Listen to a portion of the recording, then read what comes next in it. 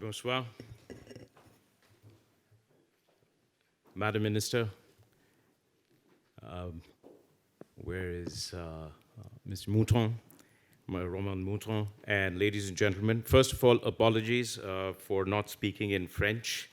I have been here for just 6 weeks, and I will not test you. You're welcome. With my knowledge of French, but I assure you if I'm back here next year, I will speak extempore without in French, without an English text. As I said, I've been here for 6 weeks, and the first place I visited outside Paris was Giverny, to Monet's garden. And the first public forum that I'm attending is this one, also in Giverny. But that is not the only reason why I think this is a very special event, and I'd like to thank Roman Mouton for inviting me, because I think this event deals with issues and questions that will have a profound impact on our lives, on the future course of our world, and the health of our planet. There are 3 very important developments that we are all experiencing. One, of course, is that the world is undergoing global transformation that happens rarely in human history. Geopolitical, economic, technological, and demographic. We've seen 30, 40 years of unremitting globalization produce benefits, but it has also extracted a toll from society, from our planet, and many of those questions have come to the fore now.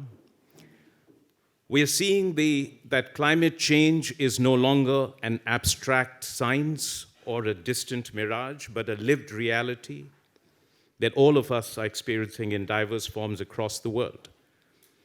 And now we are going through a pandemic which has, in a way, telescoped the future to the present and accelerated our journey into the future, brought in very crystallized manner, in a very sharp focus, the human, emotional, psychological, environmental costs that we all bear today.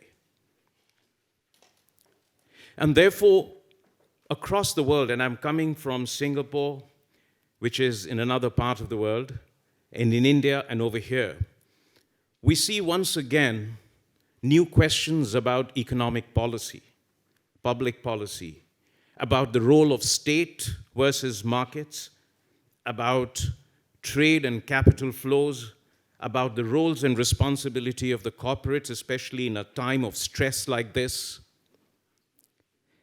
We have questions no longer restricted to efficiency, and efficiency. For a long time, for the last 3 decades, the world has only spoken about and modeled itself on efficiency and economy. Questions of equity and resilience of human beings and resilience of our planet are now coming to the fore in public policy debates across the world. And they will grow, because economic philosophy and economic thought is not natural science. They are the products of our experience. And those experiences will shape the way we are going to move forward into the future. And even in the corporate sector, and I could follow some of the discussions of what do we do to make corporates more responsible citizens of our society, of our community, of our nations, of our world. I think corporates today do ask questions about how do I maximize the long-term value to the stakeholders. But I think even now the temptation to disregard the shareholders for the stakeholders is not easy. So today it is still very hard for markets to price what responsible behavior is going to be. And I know that in the banking circuit, we all talk about ESG finance, environmental, social, and governance standards. But again, there is still a huge gulf between the idea and the reality. So to my mind, public policy will continue to play an important role. And public policy does draw from traditions, but also sometimes what we experience somewhere. So when we see an economy recording 10% growth or a 9% growth on a certain cultural tradition and a certain economic paradigm, then we all think that's the way to go. And that has been the story also of the past 3 decades. In India, too, we face these challenges. Now, in India, I have to say that social responsibility has always, through time immemorial, been linked to economic enterprise and generation of wealth. If you read the ancient Vedas, the ancient scriptures of India, it is replete with sermons on the need for social responsibility in economic enterprise. If you see the activities of the first generation of modern entrepreneurs in India from 1850 to about 1914, you will see that they devoted most of their wealth for social welfare. If you see India's freedom struggle, the Indian enterprise rallied behind, even at great loss to themselves, in India's freedom struggle and for self-reliance and for the liberty and freedom that India was seeking. And in the words of Mahatma Gandhi, and I must say that he expressed this of all to a French journalist in 1931, when he spoke about corporate or economic enterprise existing as social trusts, that enterprises were the trustees of the country and of society.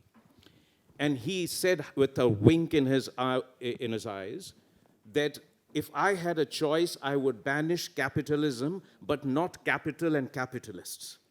So in other words, he was talking about the kind of economic model that marries the market with a sense of social responsibility.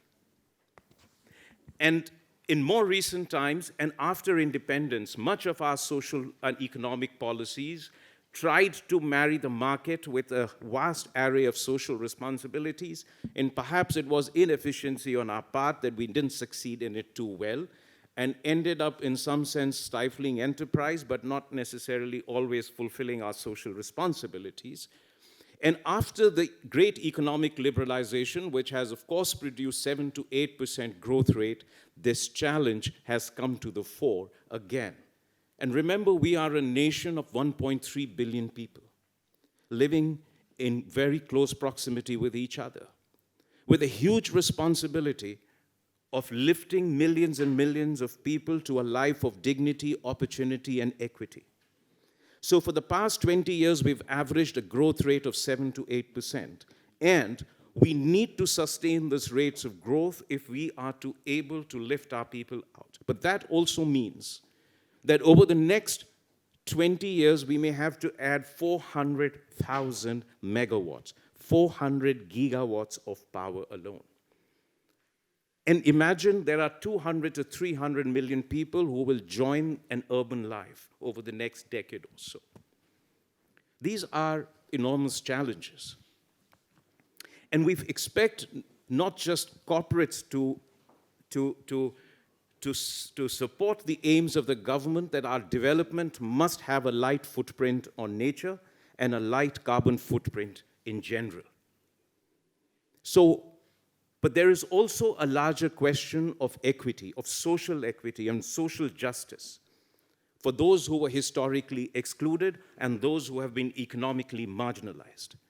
And this all adds up together because environment and society coexist, and there's an interplay between the two.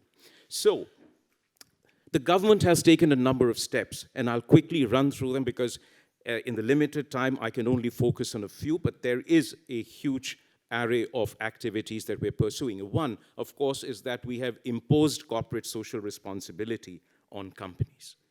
And that 2% of the profit of a company must be devoted to a range of activities which is the absence of which is subject to both criminal as well as civil penalties. So 2% of the profit has to go for things like skill development, for community development, for education, for health, for helping livelihood activities in rural areas, and now lately, of course, for environment and for health in the context of pandemic. Our policies will continue to address the issues of labor welfare and employment, protection of the land rights, and protection of biodiversity and environment. In fact, it is quite remarkable that a consistent complaint that corporates have, from not just from India, but from across the world, is that our labor laws are too protective of labor, our environmental laws are too protective of environment, and our land laws are too much in favor of those who have indigenous rights to land. And that, in some way, it will stifle growth. But I think it is politically now quite unsustainable to loosen those stringent conditions. And similarly, our laws will continue to support medium and small-scale enterprises. 60 million small-scale enterprises support more than 120 million jobs. And so there is a whole set of incentives and initiatives that are meant to support and sustain the medium and small-scale enterprises. I'll focus on three very important areas. One is clean energy, and I will tell you how state activities and incentives can support it. So in the course of the past 4 years, we've added 50 gigawatts of renewable energy in India, taking it from 30 to over 85 gigawatts. And that has happened. And today, the price of renewable energy in India is nearly half of that of conventional energy. And so in the course of the past 5 years, in the last 3 years, in each year, we have added more in renewable energy than in conventional energy in India. 60% of new energy capacity in the last year was all from renewable. And this has happened for the following reason. Very liberal tax incentives, including tax holidays for 5 years. Second, government de-risks the project, which means it takes care of all clearances. It leases land rather than force a capital acquisition of land. And all of this has helped to lower the cost. It has also imposed quotas on state electricity distribution companies on renewable energy, making it a priority over conventional energy. And so today, even EDF has 1.5 gigawatts of renewable energy projects in India. Second is the area of urbanization and mobility. So we've started a scheme called FAME, which is faster acceptance and manufacturing of electric vehicles. So FAME is an acronym for that. And there is a liberal tax regime both for acquisition of electric vehicles and for manufacture of electric vehicles. And we're now setting specific quantitative targets going into the future for moving towards electric mobility. Similarly, there are now 50 cities that are going to develop simultaneously metros and mass transit systems based on electricity, which will help take the burgeoning car population off the roads of India's rapidly growing urban population. So this is just one glimpse. There are many areas we're working on in clean energy, including tax incentives for companies to become more energy efficient. And that is really changing the transformation of the industrial enterprise. Second, I wanted to say, a third is, of course, on the way we are using digital revolution.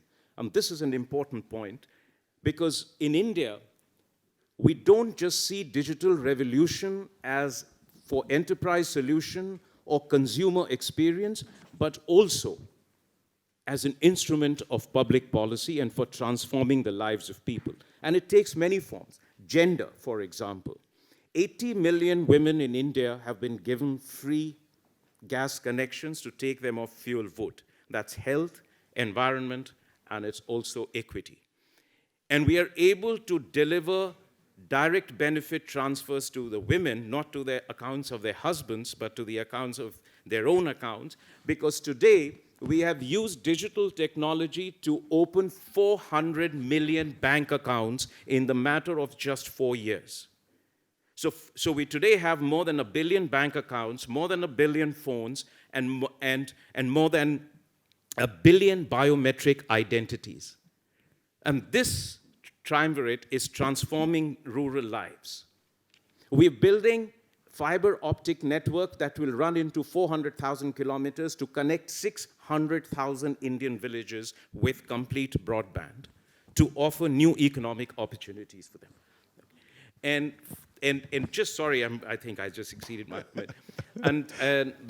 this is what happens when you speak extempore, you just get a bit carried away. And we are using technology again for green financing, because it has become possible to make better assessment of the project's benefits, accounting, auditing, and so on and so forth. We are using, again, digital technology to enroll 500 million Indians in a health program. And this is a list that can just go on. We can speak for an hour and about how digital transformation, and I think Minister's spoken about it also, about how digital transformation supports ecology, and we can have another discussion on that. But I just wanted to end here by saying that for Prime Minister Shri Narendra Modi, pandemic has been not just a challenge, but also an opportunity. And we have decided to focus on what he calls human-centric development. Development that goes beyond the metrics of numbers to focus on how we can nurture human life and how we can protect our planet. And I think this is a moment when every crisis opens us the door for corporates and for citizens and for governments to align themselves behind a common objective. This is what we are seeking to do in India. Thank you very much. And again, apologies.